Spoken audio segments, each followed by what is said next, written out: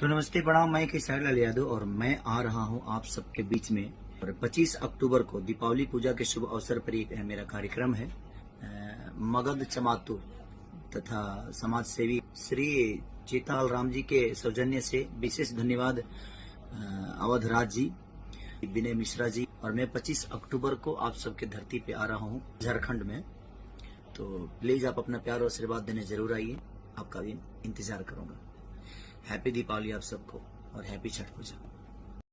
जोहार झारखंड, मैं हूं आपकी अपनी अक्षरा सिंह और मैं आ रही हूं 25 अक्टूबर को लातेहार विधानसभा क्षेत्र मगध परियोजना चमातू में भाजपा नेता श्री चेतलाल राम जी के सौजन्य से दीपावली के शुभ अवसर पर आप सभी लोगों से मिलने और आपका आशीर्वाद प्राप्त करने। आप लोग आना मत भूलिएगा। See you all there, love you all.